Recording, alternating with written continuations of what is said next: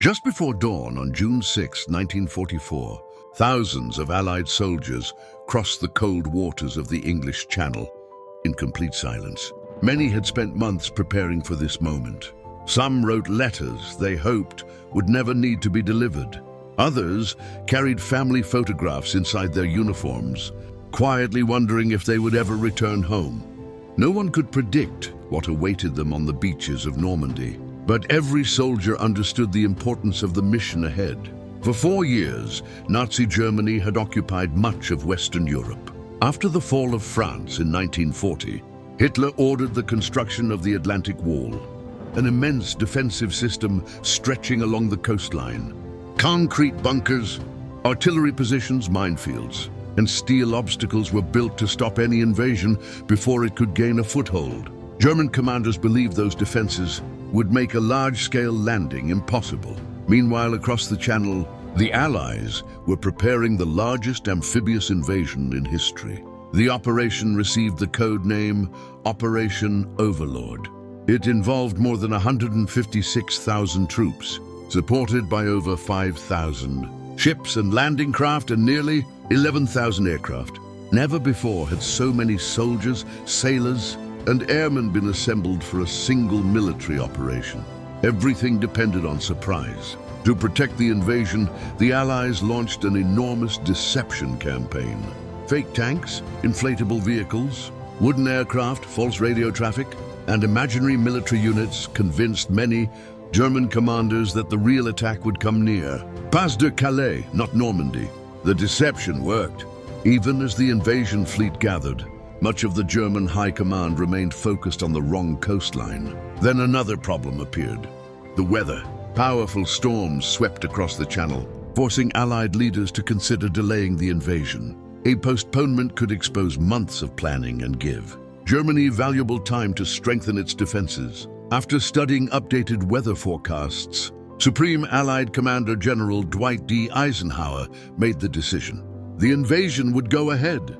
As darkness covered southern England, thousands of ships quietly left their harbors while transport aircraft carried paratroopers toward occupied France. An entire army was now moving across the sea.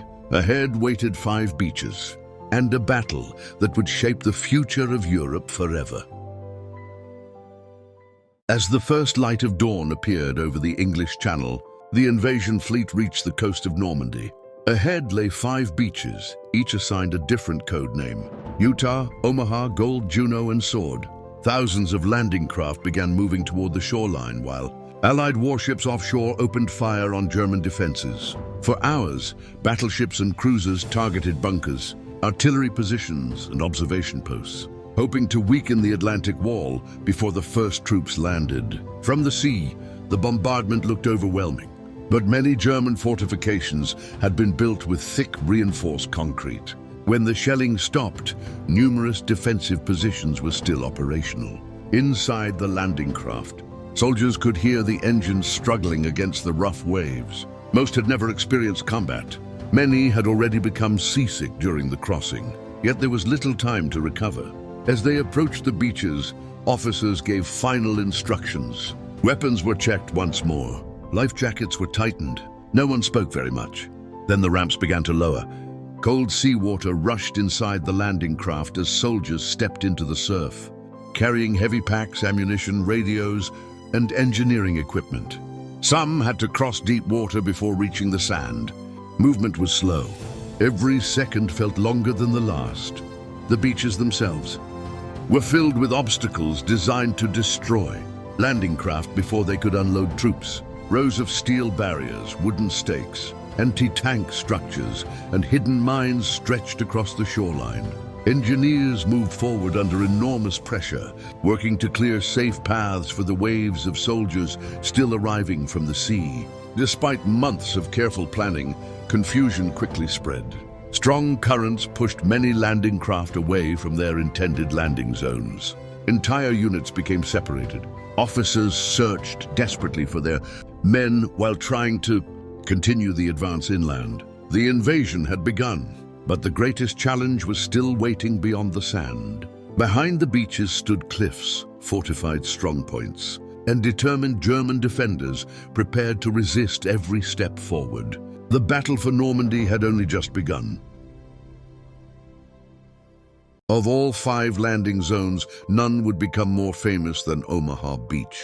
Here, the invasion came dangerously close to failure. The beach was overlooked by steep bluffs, where German defenders had spent years building fortified positions. Reinforced bunkers, machine gun nests, artillery batteries, and observation posts gave them a commanding view of the shoreline. As the first landing craft approached, many drifted off course because of rough seas and strong currents. Units became scattered. Carefully prepared, assault plans began to unravel before the soldiers even reached the sand. When the ramps dropped, chaos followed. Many troops found themselves struggling through cold water while carrying more than 30 kilograms, 65 pounds of equipment. Others searched for cover behind steel beach obstacles or the seawall, trying to reorganize under intense pressure. Smoke, dust, and confusion made communication extremely difficult. Radio operators fought to maintain contact with commanders, while engineers worked to clear paths through mines and obstacles so additional landing craft could reach the shore. Progress was painfully slow.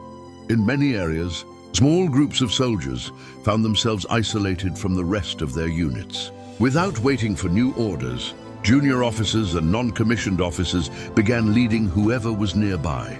Infantrymen, engineers, medics, and tank crews formed improvised teams. Instead of launching large frontal assaults, they searched for gaps between German strongpoints. Some climbed narrow paths leading up the cliffs. Others crossed shell craters and broken terrain to approach defensive positions from unexpected directions. Little by little, the German line began to weaken. By the afternoon, more Allied troops, vehicles, and supplies were finally reaching the beach. What had begun as scattered groups fighting independently slowly became a coordinated advance inland. The invasion had survived its most dangerous hours, but D-Day was far from over. Across Normandy, airborne divisions were securing bridges. British and Canadian forces continued advancing from their own beaches, and thousands more soldiers were still arriving from the sea. The foothold in France had been secured. Now came the even greater challenge: liberating Western Europe.